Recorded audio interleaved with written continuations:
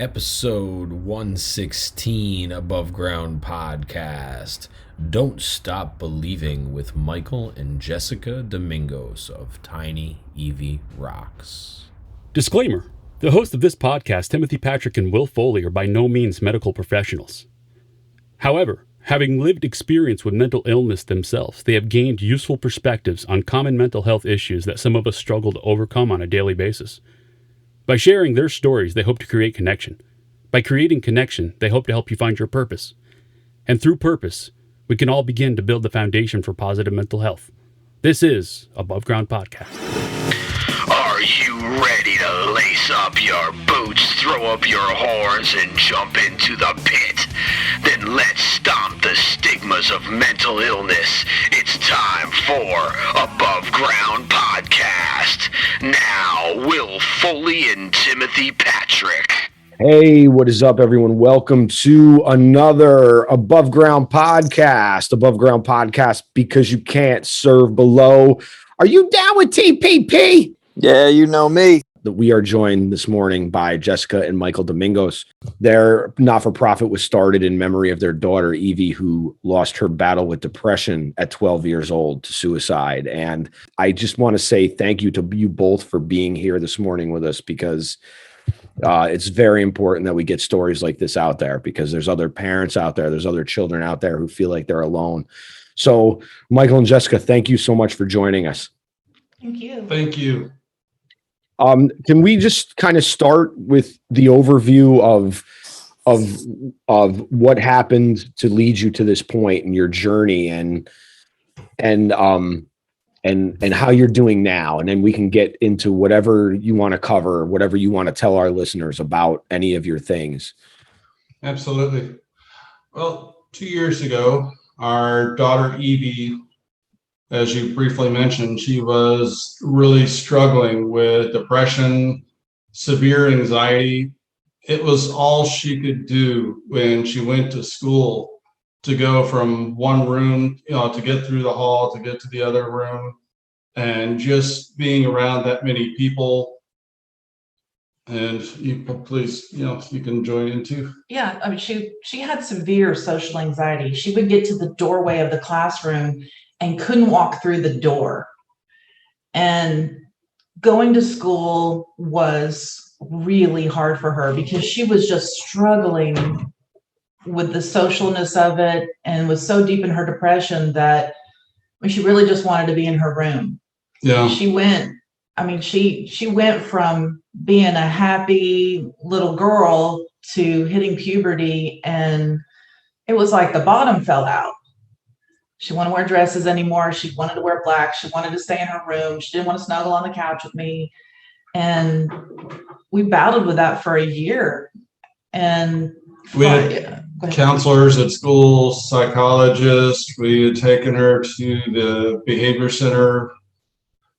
And we were at the point where we're starting to look at home schooling, because it was just proving to be too much. And unfortunately, she lost her battle before we could do some of these things. Yeah. And afterwards, we had learned about painting rocks, and just started painting little hearts on the rocks. And when we would go for a walk on the trails around our house, she started leaving the rocks. And we started getting messages back from people, hey, we found your tiny Evie rock in the tree on the trail. And it just really made me happier. It made my day. And so just really, that kind of inspired her to keep, to paint more. And just for the therapeutic, I mean, if you're sitting there just focused on painting this rock, it really helps you through grieving, is what we described. It was a creative outlet for my grief. Yeah. So whatever it is I was feeling, I could paint it on the rock. Like, someone else is probably feeling this too. Like, keep going. Or, I don't know if you've heard of the semicolon project, but the semicolon symbolizes, the story's not over. So I do paint a lot of semicolon rocks with notes on the back, and get a lot of messages back from those people like, this is what I needed to see today, was that, I need to keep going. My story's not over. This was a sign for me. Yeah. And we just kept getting more and more messages. And the funny thing is, at that point, I'm 52. I spent 50 years of my life telling myself that I was not an artist. I had no artistic talent whatsoever. But I started painting the rocks too. And eventually I kind of got to where I was like, I'm actually okay at this. I'm pretty good. And so it kind of helped me uncover this talent I never even knew. I spent my whole life telling myself I wasn't an artist. And so I started really getting into it also and started painting. And so while Jess loves to do the hearts and the semicolons and dragonflies, I like to do a lot of the music. Some of our favorite bands that me and Evie used to talk about. I did rocks with Kiss and Def Leppard and Journey and the Ramones, David Bowie. And so I started painting these rocks. And for me, it's a connection with her. And like I'm notorious for painting cheesy dad jokes on rocks. And the reason I do that is because I can literally see in my mind, I could see her shaking her head and rolling her eyes going, Dad. And so it's a connection for me with her. And I love it when kids or parents find the cheesy dad rocks and they crack up and they're like, oh my God, I love that movie. Oh, that's too funny. I love it. You'll absolutely love this then. For Father's Day this year, we're painting a bunch of Rick Astley rocks. So we're going to Rickroll Tyler and then tag him and show like a video of us hiding all these Rick Astley rocks all over Tyler. Yeah. Oh, it's awesome. I love it. Wow. We want to get him to do it on TikTok. It's our goal. So, I mean, something fun because, Mother's Day, Father's Day, those days are hard. Yeah. It's just a reminder that she's not there. And so we always try to plan something fun for those days that are hard. Yeah. And that's what we're doing for Father's Day to get past that. So it's kind of where the rocks have started to grow. And then last year for the first anniversary, we hit over 600 rocks all over Dallas, downtown, Addison, Richardson, Deep Ellum. And the response was just so amazing. So many people sent messages letting us know that they found one and what it meant to them. And that was about the point where we started seriously looking at this is beyond just us painting rocks. This is growing bigger. Maybe it's time to look at starting a nonprofit. Yeah, and bigger things. Doing bigger things. And so we officially formed July 1st was when we submitted our IRS paperwork, and we were approved by the IRS in January of this year. And we moved to Tyler, which is about 120 miles east of Dallas, in November. And since we've moved here, the response has just been absolutely amazing.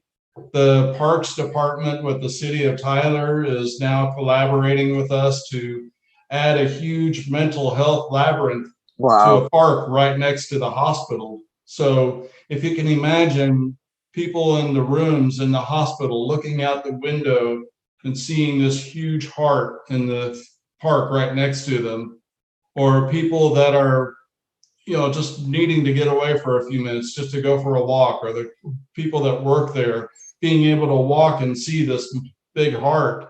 And then we're going to have like kindness stones mixed in throughout saying, you're loved, you matter, your story isn't over. So it just gives them that little escape. And we found that, walking the trails and physical activity was something that helped us. I can't tell you how many times when things were just really tough, we'd pick up a handful of rocks and go for a walk and hide a few, and it would just change our whole feeling for that moment. I love it. You are a true story of what taking a very negative, what would be a very negative situation for many people who don't return from those types of situations, and turning it into something so positive for not just yourselves, but your community.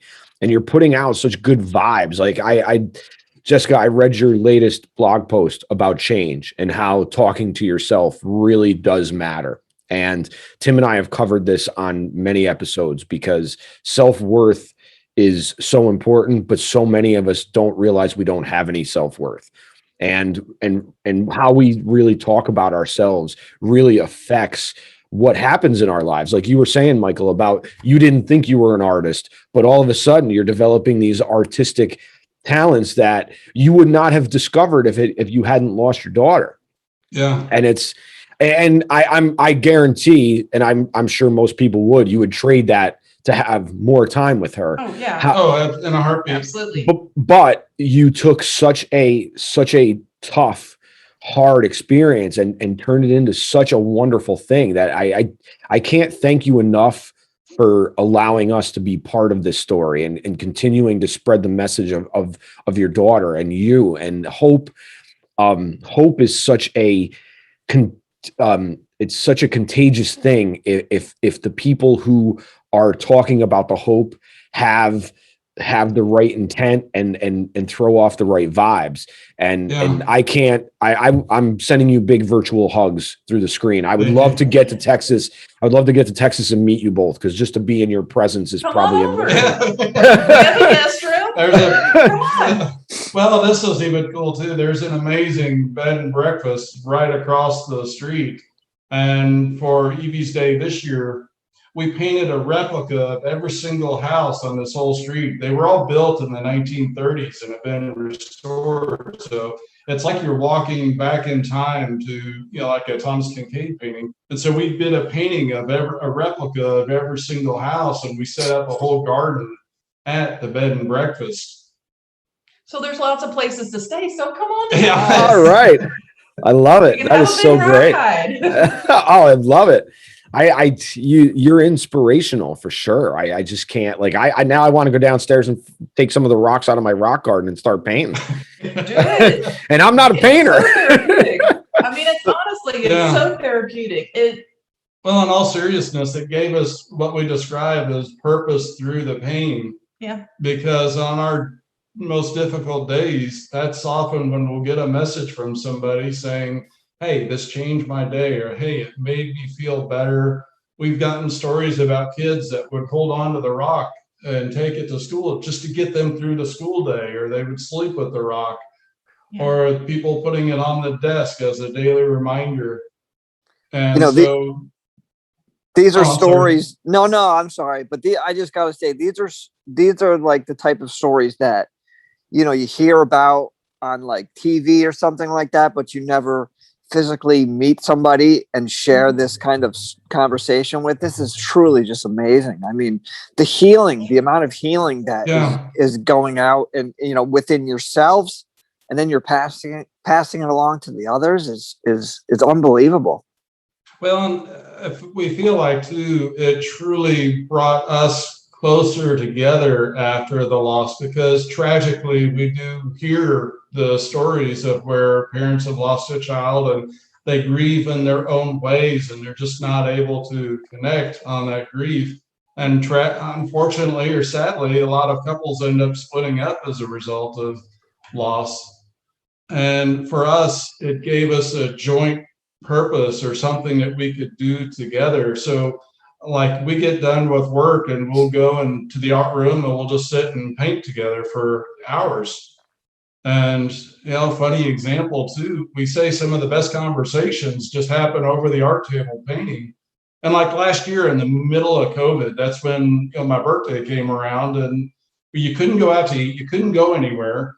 And lo and behold, we had a transformer blow out in our neighborhood. So we had no power.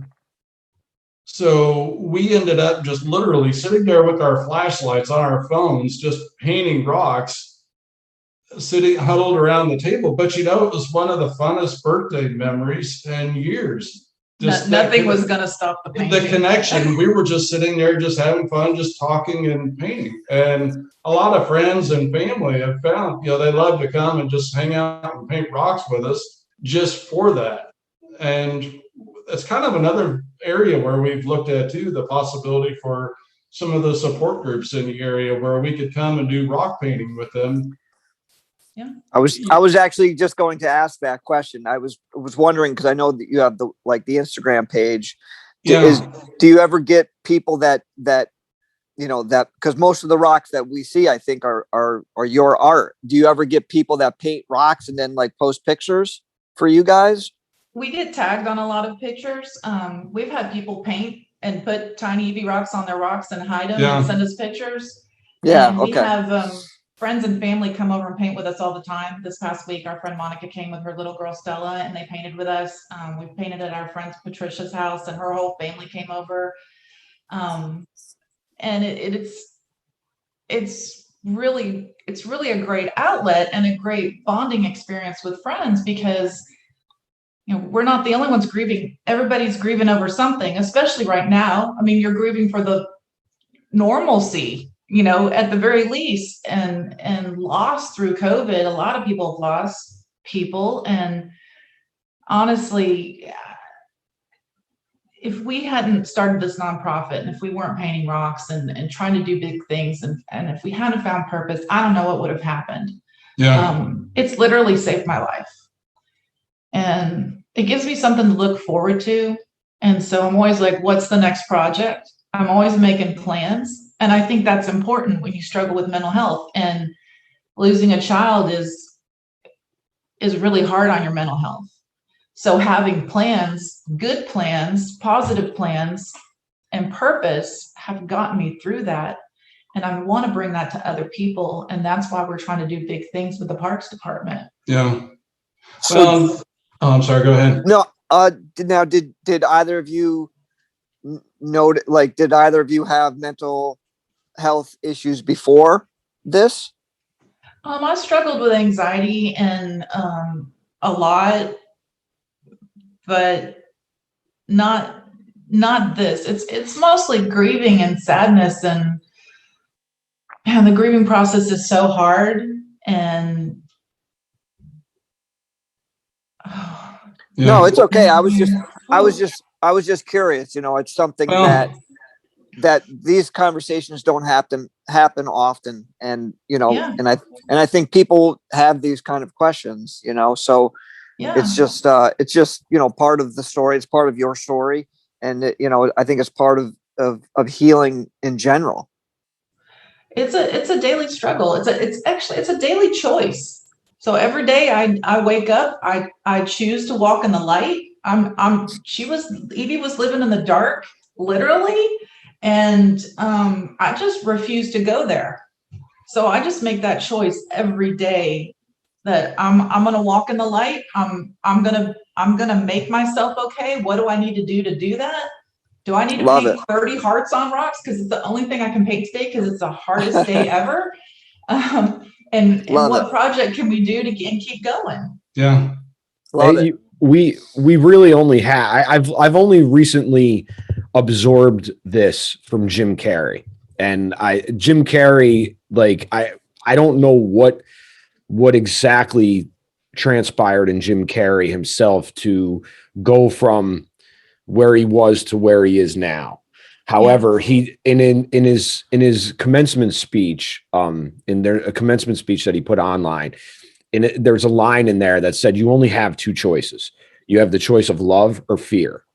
And I sat with that for several days this week, and this has come up for me a lot of times this week. And I'm a very big yin yang kind of guy, because everybody has the dark and everybody has the light. It just depends on how much dark comes out, how much light you can guard it back by. Right. And we really only have the choice of to wither in our pain, or we use it for purpose. Yeah. And that's kind of where this all started, because this wouldn't have started had Tim and I not had our own experiences. And we also have a pretty interesting story together ourselves, because we've been friends for a long time, and then we weren't friends for a while for whatever unperceived, nonsense that it was and stuff. And we came back together, literally walking into each other, nearly bumping into each other in a Whole Foods in here in Albany. And it's like you're put in these positions because there's something that needs to come from you, and it's something that you have to find. And sometimes it's, to me, recovery is just uncovering the truth that's always been there for yourself, Right. that just gets covered up. And I commend you, and I send you as much love and positivity as I can, because it's just amazing what you've grown out of such pain.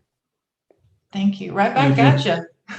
Yeah, you guys are awesome. We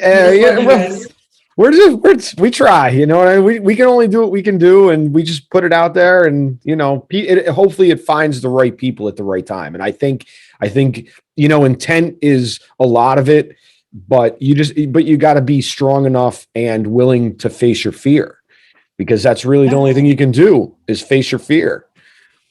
It's like you leaving rocks. You started to leave rocks for, whatever reason it was. Maybe it was for your own purpose or whatever. It doesn't matter. But you started to leave rocks, and then you kind of grew to where you are at now. And it's just part of the process, Yeah. I think it's great. And that's what we got to do. We have to keep moving forward and remind people that they can keep moving forward too. And they're not alone. And there is a way to deal with grief that's creative. And you've got to give hope to people and show them, hey, if we can do this. We can survive seeing what we saw and going through what we went through. Then there's hope for you. And grab our hand and let's go forward together. We'll take anybody that wants to come. Let's do this. There you go. Excellent. Do you think that, because I know you mentioned, just this and finding a purpose, do you think that was probably the biggest key into, your resilience? Yeah. And moving forward? It saved my life. If we didn't have purpose through this, we'd still be staring at the wall saying, what if, why, what did we do wrong? What could we have done more than we already did? Why us? And we've had so many blessings after this that you have to take those blessings and take the good things and keep that purpose going, because if you stay stuck in that place with the what ifs, you're going down too. And we just can't do that. If we go down, everybody else is going down. We have other kids to think about. We have parents to think about, and we're setting the bar. We're going forward. I love it. You guys are truly amazing. Thank you. Thank you. Really. I mean, this is something that we, Will and I both have talked about. Just, again, the mindset, setting your bar and just doing it and overcoming and having the resilience and the strength to move forward. And you guys are, you're the proof. Every day is a chance to overcome or be taken over in one way or another. And is there something that you want that you haven't told us about Evie that you want everyone to know? I'm curious to people want to know about Evie. So I know some of Evie's story because I've been on your website, and I know she was a huge lover of music, which Tim and I are both musicians. Tim, although he's not very happy talking about it all the time, was actually the heartbeat of a seminal hardcore band here in Albany called Section 8. Nice. And I've been playing music for years, and I know she loved music. I know, and we talked about this off the interview before Tim had gotten on, but Kiss was actually the turning point for me in 1975, 76, when I heard the intro to Rock and Roll All Night. And just like people older than us, because Michael, you and I are pretty much close to the same age. I'm 49. So Kiss changed my life, just like, the Beatles changed a lot of lives prior to us. You know what I mean? So I'm really curious to Like, was the love of Kiss because of you? Was that the classic artist journey and all this stuff? From us, yeah. Yeah. We shared a lot of our music with them. And a perfect or a funny story, back when Glee was the big show, and they did the whole Journey tribute night where they were singing Journey songs, and one of our older daughters came up and they're like, "Hey Dad, have you ever heard of this band called Journey?" And I was like, "Oh my God." That's when I pulled out all the old albums and was showing forward and listened to. And I promised them that when they came to town, we'd take them to go see them. And Evie was 5 at the time. And man, she was up on her shoulders, just dancing and just absolutely loving it. She just loved it, the whole experience, and was just so cute, and it was fun to watch her. Wow. We used to play the guitar together. For her last birthday, she wanted an electric guitar. And so we would learning songs together. And that is so awesome. That is awesome. Those are memories you can't buy. Like you can't. It's never about items. It's always about the experiences. Yeah. And unfortunately, we live in a society that values consumerism and stuff of purchasing things to make things whole, where in reality, we're all whole. It's just that we all have some cracks in the porcelain somewhere that need to be filled in sometimes. Right. I love. So I'm a huge Journey fan, and of course, you guys. Now, are you both from Texas originally? No, we're both. Well, I was born in Pennsylvania. He was born in New Jersey, but we both lived in Texas most of our lives. Yeah, okay. Moved here when I was about 8 years old, and have been around the Dallas area pretty much since then. One of the big, and you probably know this just from, because Evie was a big historical fan of learning all the things about favorite bands. The first night of the Journey tour for Escape was in Houston, and that was the real big MTV live concert. Like they actually shot that live that night on opening night, which is like really changed the course of like the live concert thing on MTV. Like that was probably one of the biggest live concerts ever on MTV, which is pretty cool in itself. Oh yeah. Yeah. Well, you had asked about Evie. Besides music, she was an extremely kind person and lover of animals. Yeah. Like there was a squirrel that used to hang out around outside the apartments we lived at one point, and she wanted to take food out to the squirrel all the time. She wanted to adopt it. Some ants came up and got on her windowsill. She didn't want us to kill them. They were her friends. She named every animal that she saw. They were all boy names for some reason. The fish's name? Jerry. Yeah, we had a beta fish forever. His name was Jerry. And we continued to take care of him after Evie died. And it was devastating for us when Jerry died, because that was a part of her. Yeah. Yeah. But she was a kind person, and she was going to pick the person that needed the most love in the class, that didn't have friends, and befriend them. Yeah. She even through her struggles, was making sure that other people that were struggling, that they had somebody be nice to them. And so that's a huge part of why we do what we do. We want to pass on that love, that great love of other people, and that everybody it should be able to be their unique self. She was unapologetically herself. She was quirky and fun. We would, I'd break out in song in the grocery store, and she would say, "Oh, this is my best life." She wasn't embarrassed. And so we just want to pass on that, be yourself. Be comfortable. She liked to be comfortable, and that you should be kind. And so that's her legacy. We're going to do that every day. Be kind to other people. And the cool thing, every time somebody finds one of the rocks and they see Tiny Evie Rocks and they read about her, that's more people that know about Evie. Yeah. And more people are going to know about Evie when all over the world.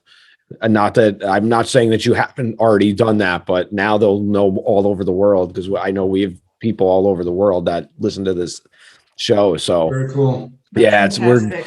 we're very grateful that we get to do this week in and week out and share stories like yours. And I again, I can't express my gratitude enough for you both being here. And not only that, but just for carrying on and making the world better. If we concentrated on making our own worlds and our own communities better, we'd all be better we'd all be a better civilization. And I commend you on both. I commend you both for that. Oh, thank you. Thank you. I got to ask a question. And if it's too hard of a question, or if you don't want to answer, that's perfectly fine. Okay. Was there any talks or any attempts before the tragic event actually took place? Actually, it was sixth grade for her, and at the beginning of the school year, she had written a goodbye note like 12 times. She couldn't get it perfect, so she wasn't going to do it until she could get it perfect, and she couldn't, so she kept throwing them away. She wrote a goodbye note on her arm. We took her to the emergency room, and she told them she didn't have a plan, so they sent her home. So we spent the whole year taking her to therapy. They put her on medication. They had her on 5 different medications.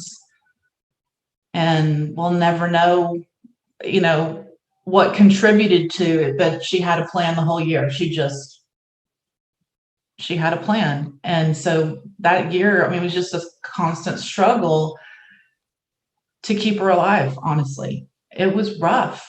And it's one of my what ifs that I fight not to have that thought was, what if I had fought the hospital and said, look, she's got it written on her arm. She's planning to go do something about it. And they wouldn't admit her because she told them she didn't have a plan. And that's something that's got to change. People need help.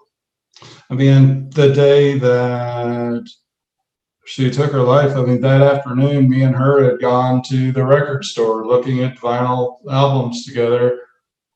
I had a great afternoon together, just, usual conversations, just looking at music.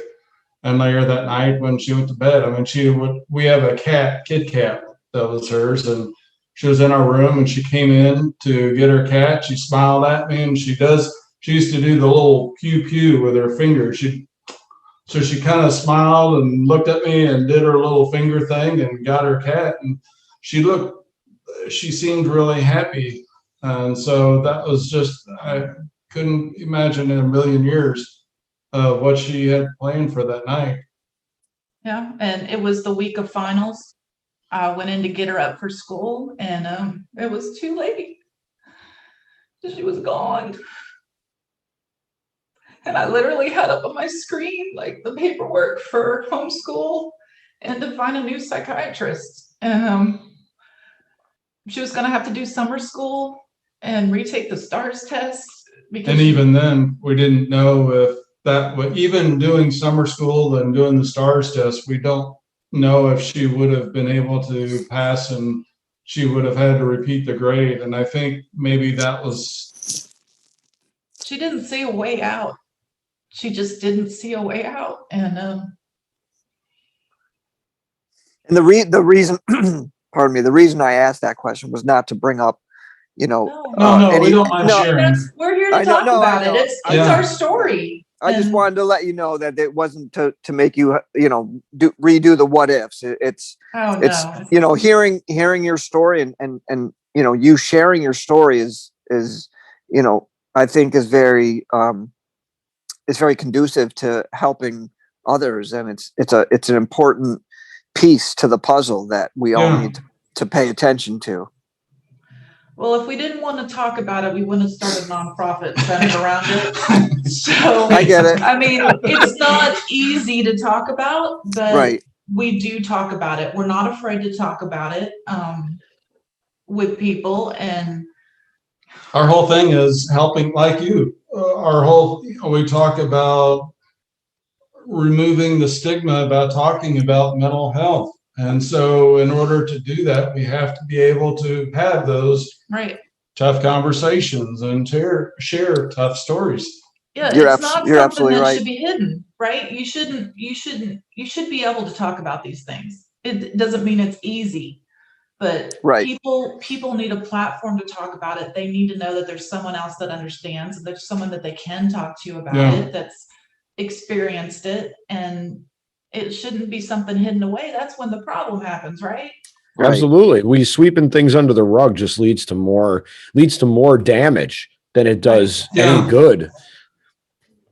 Yeah. Wow. That was kind of something. So I briefly had shared before that I was widowed when I was 29, and I had started going to the support groups then. And something I had learned when I was going through that was, I think guys are traditionally taught, don't share your emotions, act tough, be strong for everybody else. And meanwhile, you've got all this grief and all this stuff built up inside you. And so you put on your fake smile when you go to work. I'm fine. Really, I'm okay. I'm good. But meanwhile, inside, you're just falling apart. And I realized going to the support groups, I think it takes more strength to admit your feelings and talk about your feelings than it does to act strong or not talk about it. Absolutely. Absolutely. There's no question it takes more strength. Yeah, and also, if someone is telling you that they're struggling, believe them. I can't tell you how much online things I see where parents just think their kid is trying to get attention, but they're screaming for help. And pay attention to that, because it's much easier to try to get them help than to do what we're doing. And don't ignore that with your kids, with your siblings, with your parents, with your friends. Have the kind of attitude like, if you're struggling, I'm your person. What do we need to do to get you better? And I see a lot of stuff online that's the opposite of that. Yeah, online can be very toxic place for sure. It's one of those things that people have to realize it's a tool that can be used for good, and you can find some positive things with it, but it's also, on the other hand, can be used for some very negative evil stuff.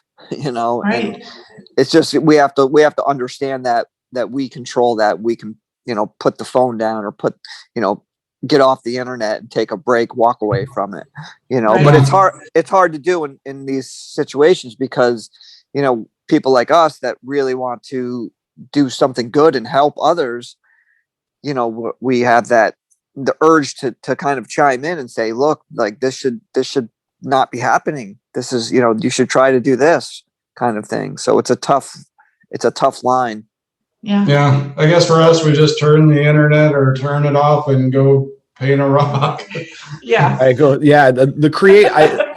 Creative outlets are so important, and it doesn't matter what kind of creative outlet it is. It has to be something that makes you, that helps you at least forget about things for a while. Yeah. Exactly. And not because you're never forgetting it. It's just that you have to learn you have to find coping strategies that are positive, and creating things is one of the best ways to do it. And you've turned, and I can't say it enough, but you've turned such a negative, what could have been such a devastating experience if you had let it, into such a positive. And I'm so grateful and so inspired and so, and just so happy that you have found a path out to start climbing out of the grief. And grief, as we know, doesn't have a linear path. It doesn't have a time frame. It doesn't come in order.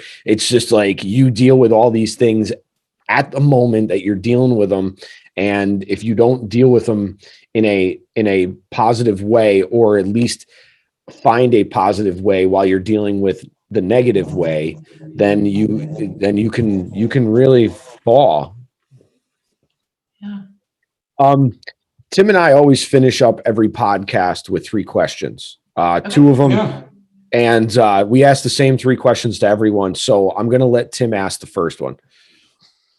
Do you have a favorite or least favorite word? Can be anything you want. Serendipitous. It's not just one word, but the saying, it is what it is. I hate that. Yeah. I mean, come Me on. too. It doesn't have to be what it is. Let's do something. I love that. Evie likes serendipitous, so I like that word. Wow. I like Guys, it. That's a gotta new one. ask- We haven't heard that one yet. Yeah, we haven't, but I got, and I'm slipping in another question because you have such a, I don't even know the word I want to use, but this tremendous positive outlook, and and besides the rocks, the creativity part of it, is there anything that you can attribute to that? Like maybe did you have like a good support system, or family, friends? When the day that Evie died, we lived 2 hours away from my mom and my stepdad, and they immediately got in the car, and our daughter Lauren immediately got in the car, and they all came over. Our daughter Allie was on a trip, and she was flying in that next day, and we all just spent so much time together. Our neighbors set up a meal train for 2 months. I did not have to cook for 2 months. Yeah. They went on walks with us. They hugged us. And we talk about too how Evie befriended people at school that seemed to struggle in their own way. And a couple of days after she died, literally one of these kids from her school knocked on our front door alone and came and said, I just wanted to tell you that she was my friend, and I'll always remember her and be grateful for that. And I just think the amount of courage it took for that kid to come and knock on our door like that, I just said, hey, that was an angel sent for us, because it was moments like that.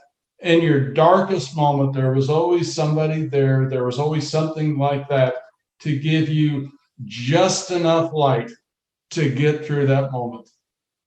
And so and the people that we were at work were just so amazing. We went back to work about a week after. I know it was kind of soon, but our thought was, we can sit at home and stare at this wall and ask what if, or we could be around the people that have reached out or showing support and are caring for us. So we went back just to be around those people, and they were just amazing. And so I think that helped us too, just being around that environment. We let people love us instead of isolating. I mean, we could have taken months off and closed the blinds and shut ourselves off from everything, but instead we let people love us, and it wasn't pretty. Emotional vomit, I guess is what you could call it. Yeah, there might have been a curse word thrown here and there. Screaming, cussing, crying, but we just took the support where we could get it. I had a friend at work that my friend Jackie would let me go hide in her cube when it was overwhelming, and we'd cry together, and we just couldn't stay at home and do nothing. So we just chose to accept the love where we got it, and we still do. And speaking of accepting love, it kind of is perfect segue into the second question that I ask. And I'm a huge animal lover, and animals give so much unconditional love. So I have to ask you, cat, dog, or other? Yes. Yeah, that's what I had a feeling that was going to be the answer. We do have 2 cats. The one was Evie's, and it's so funny because at night she literally will sleep right over your head, and so you wake up and there's these eyes just looking down at you, or you just feel the purring like right behind your head. Yeah, no, any and all. That's awesome. So the last question we have is, if there was something that you would like to see done, or that you could contribute to without any restraints to mental health as a whole, what would it be? Wow, that's a big one. I think that is such a huge question. There's so much that can be done.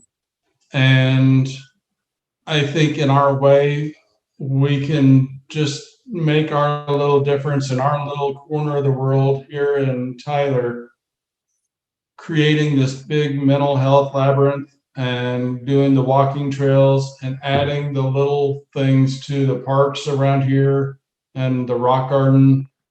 Yeah, but no restraints. Yeah. I would redo the school system and have special programs for kids that deal with anxiety, because it's not there.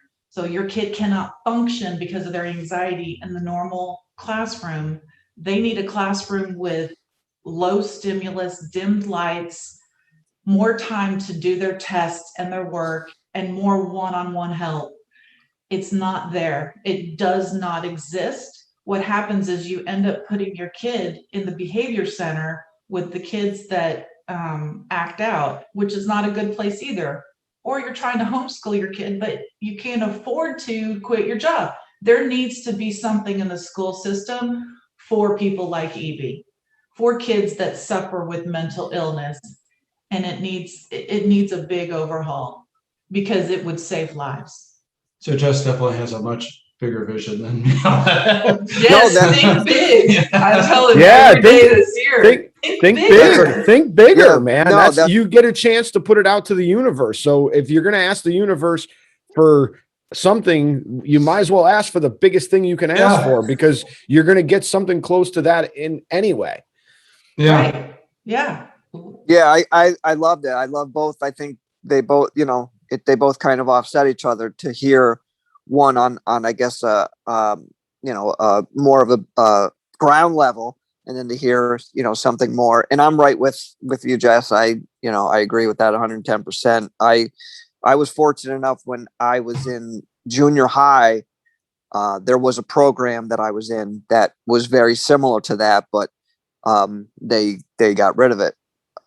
It didn't last that long, but I have a teacher who I met through the program, who I'm still friends with this day, and she fought for that program for quite some time, for sure. Yeah, it would be a good thing if it could happen, and it can happen. Sure. Yeah. Yeah, why Absolutely, not? it can. It certainly can. And if we got enough parents to stand up and shout. I was actually in our school district pre-COVID. So this is probably 2019. I had gone to one of the PTA nights, and it was about mental health. And I clearly saw parents get up and talk about how their child is one of the ones sliding through the cracks, because you keep telling us you're going to put these processes in place and you offer us something, but it's not enough. And it's never enough. We always think that we're going to be able to just put something out there just enough to give people a little taste of it. And then when they really rely on it, we pull it back. And then we don't have you land without a net, because there's no net there. Right. Just to even start bringing the awareness and education aspect to it. I think just knowing, I guess I knew I had anxiety as a teen, but I didn't really know what it was.